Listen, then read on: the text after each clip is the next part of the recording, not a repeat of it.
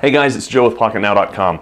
Now my last video was a little bit different than some of the videos that you've become accustomed to on Pocketnow.com.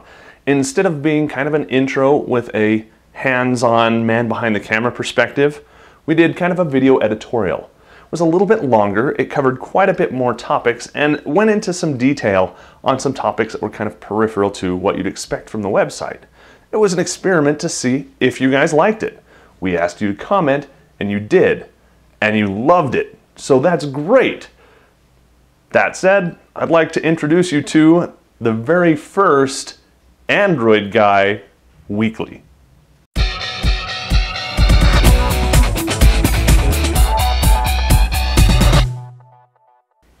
So welcome to the first episode of the Android Guy Weekly. This is going to be a format where we give you editorial information, and then we hope that you will take the opportunity to join in the conversation and participate in the comments, which will help us not only grow the topic, but it will also help other people who may have different opinions, different views. That's what we love about our audience. But we also want to help grow this into a weekly event, a weekly show. So if you've got suggestions for topics, make sure you let us know. Head over to Pocketnow.com and click on the Tip Us or one of my articles and click on the Contact Me link right there under the byline. But that said, let's get right into today's topic. So I've been carrying around a smartphone for, well, years, honestly. I started out with PDAs. You guys remember what those were? They didn't even have phones in them. Some of them didn't have Wi-Fi, most of them didn't have Wi-Fi. Occasionally you'd have one with Bluetooth, but if you wanted to get your data onto it, your calendar, your contacts, your email, your PIM, that was the word that we used back then, the acronym. If you wanted to do that, you had to physically connect it to your computer and synchronize all of that data, which was kind of a time-intensive process, but then you could carry it around with you. If you wanted to reply to an email, you could. You couldn't send it until you got back to your computer and plugged it in. We, of course, know where that went. We started getting cell phone radios and Wi-Fi and all kinds of cool stuff inside our PDAs so we could be connected all the time.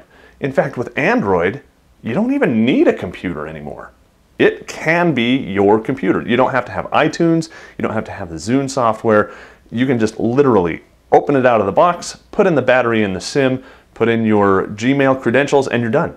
You have a fully functional PIM, PDA, smartphone, everything right there out of the box. That's one of the reasons I like Android so much. Not to disparage the other guys, but it's a phone. I shouldn't need a computer to use my phone. There are some reasons why you might want a computer in the mix, and some of the stuff that I've done in the past regarding hacking and whatnot kind of requires a computer, but those are peripheral activities. But at the end of the day, it's still just a phone. It's got a relatively small screen. Most of the time it doesn't have a keyboard. There are some sliders, and I've kind of preferred those in the past, what with the G1, the Epic 4G, and even the G2. But the keyboards are really small. They're kind of hard to use. They're good for hurrying cranking out an email or text messages or whatnot. But as far as a productivity tool, a smartphone really isn't best for it. It can get you by in a pinch, and mine often does, but it's really not that great for being, well, a laptop replacement. So what can you do for that? Well, the industry saw a need, and that need was tablets. It's essentially a netbook, not really a notebook or a laptop, without a keyboard. Luckily with Bluetooth, we can add keyboards very easily. We can even add a mouse on some platforms. So you can have a near laptop experience with a very lightweight device that has usually internet connectivity, that has all the apps that you're familiar with from your smartphone, and well, it's ultra portable and the batteries on them last for 15, 18 hours. Compare that to a netbook, you're looking at 5 to 8, and a laptop, 2 to 4 if you're lucky. So you've always got to stay close to being tethered to a wall outlet the bigger you get. Tablets fill that niche. But a tablet, just like the PDAs from yesteryear, well, they're really not all that productive. They're not all that helpful unless they're connected. If you have to go back and plug into a computer, well, you may as well just use your computer, right? So carrying around this slate, this pad, if you will, doesn't do you much good unless you're connected. That's where things get complicated, and that's the subject of today's Android Guy Weekly. So I've got a smartphone. My smartphone has a data plan. Some people have unlimited data, like me. I'm one of the old guys. It's kind of unlimited at 5 gigabytes. They throttle me down to, quote unquote, here's my air quotes for you, up to 2G speeds, and it's painful. I've done it before. It's terrible. Throttled speeds may as well be no speeds. They're doing themselves a disservice there by throttling, but that's an editorial for another episode. So let's get back. Unlimited data plans are great. Even limited data plans, a 2 gig cap, that's probably okay. I usually don't go past 2 gig. I'm right on the fence with that, however. Some months I'll go above that, some months below that. But it's all there on my smartphone. And we're back to the size issue. Now, I've got a Galaxy Nexus. That's one of the largest smartphones out there. There are a few others that have bigger screens, but that's one of the biggest. I mean, we're talking just shy of, 5 inches on that guy? It's huge. In fact, it's so huge, it took me about a week to get used to it, just holding it in hand and being able to reach to everything. I've got big hands, and I can't even use it one-handed and hit every point on the screen. I've got to pull out another hand and use my pointer finger to touch some of the parts of the screen, just because it's so big my thumb won't reach. So let's look at the next evolution, and we're back to tablets.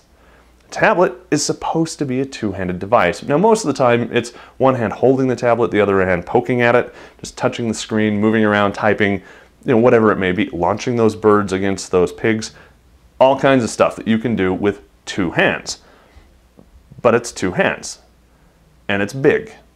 Right now, the sweet spot for tablets is 10 inches, which is significantly larger than a smartphone, and that's kind of why that form factor was introduced. 10 inches is kind of the sweet spot for netbooks. Of course, they have a keyboard with them most of the time, and that's a good sized screen for doing stuff, doing productive stuff. Not just email, not just playing games, not just looking at your calendar, but seeing the big picture, actually working on documents, working on spreadsheets, working on, more than just a very short response to an email. Getting in there, looking at your whole calendar view for a month or even a week. It's kind of hard to do on the small screen of a smartphone, but a tablet is great. But I don't carry my tablet with me all the time. Why? It's one other thing. My phone I have in a holster on my hip all the time. It's there 24/7. Okay, I don't sleep with it. It's on the charging cradle then, but you get my point. With a tablet, it's something else to carry. Going back to yesteryear again, it's the Franklin Day Planner. You know those big binders that had calendars, paper in them, you wrote your schedules in and whatnot? That's a tablet. That's today's tablet. And it's big and it's bulky, and I don't carry it around with me as much as I should, as much as I'd like to. Partially because it's so big, but partially because it's not connected. It's a Wi-Fi only device. But they have connected tablets, don't they? Of course they do. You just have to pay a separate data plan for it. Essentially doubling your cost, which I don't think is very cool at all. I've got a smartphone with data. I've got a tablet. I like data. Why can't I use my smartphone's data on my tablet? Well, I can. But that might cost me as well, because I have to sign up for a tethering plan to use that same amount of data. I don't understand that. Maybe you carriers can shed some light. I know it's all about the money and all about the bandwidth and all about the keeping offenders from using their fair share. Whatever.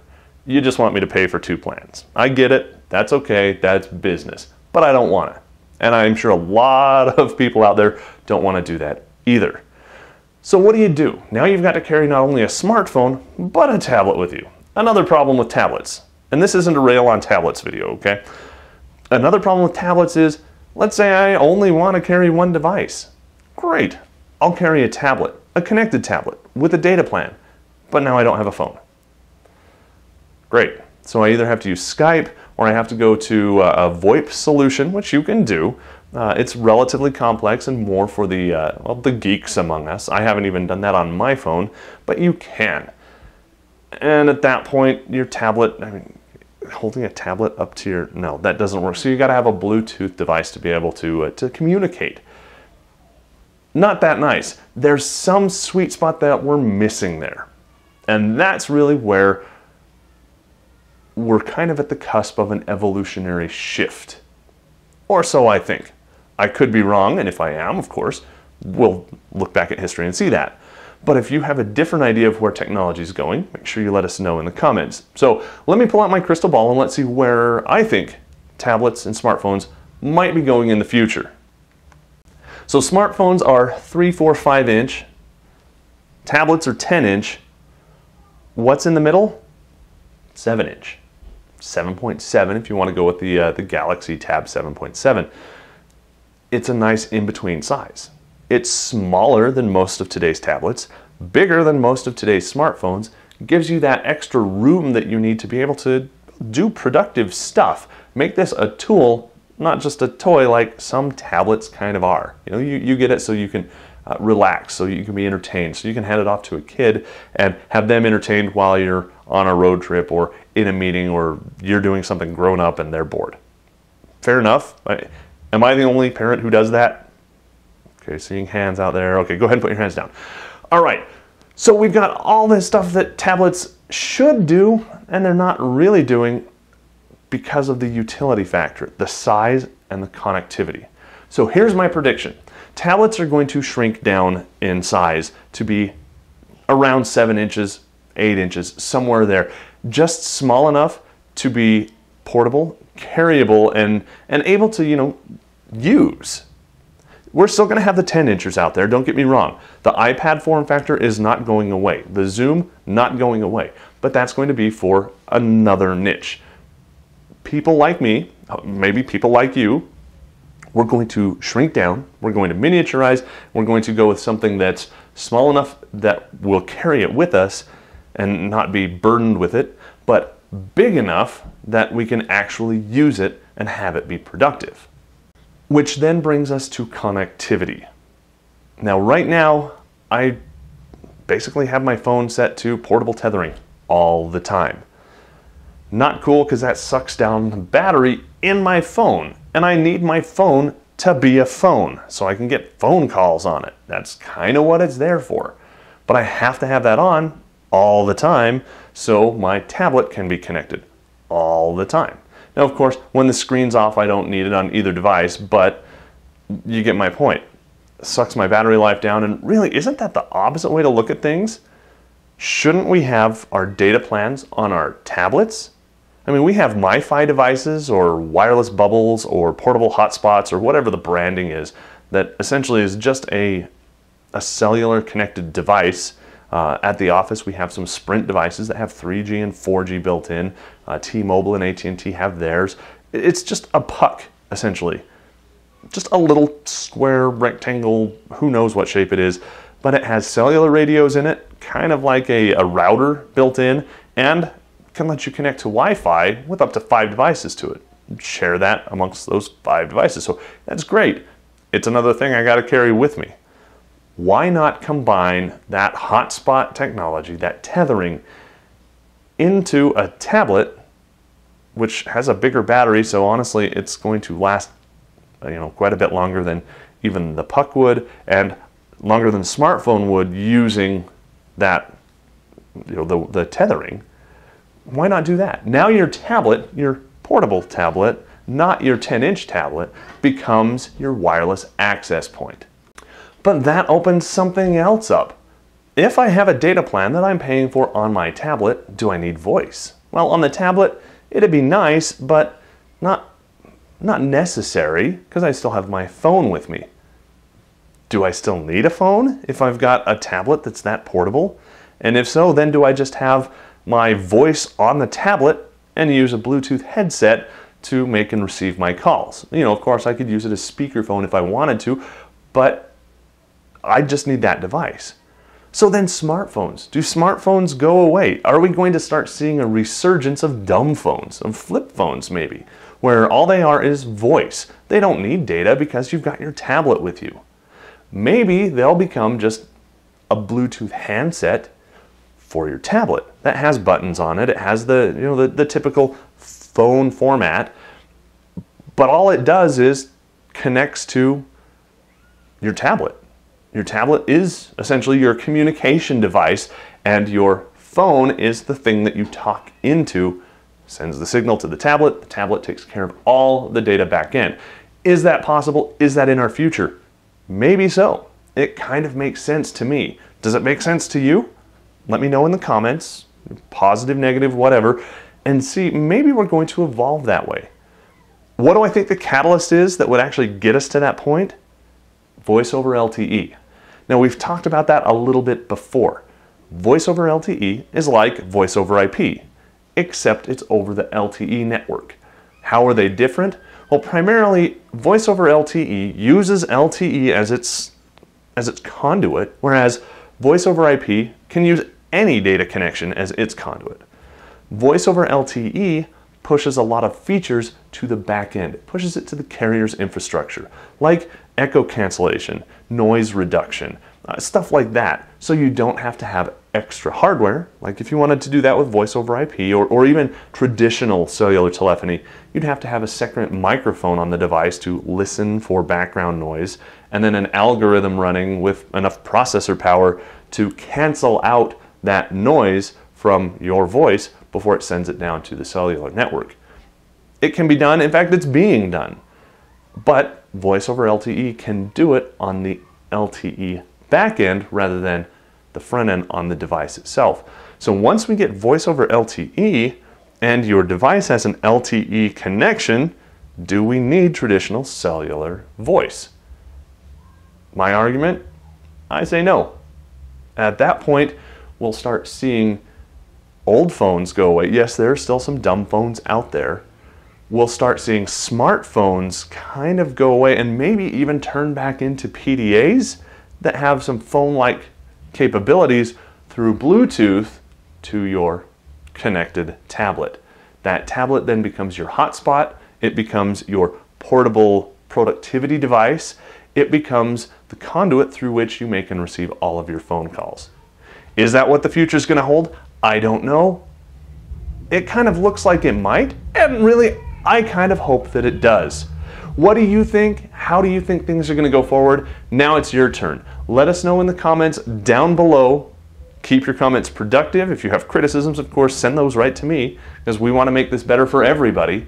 If you like this format, of course, give it a big thumbs up so you can share it with your friends. Subscribe to the video channel if you haven't. We've got lots of other weekly shows that you don't want to miss. Subscribing helps get them to you in a timely fashion.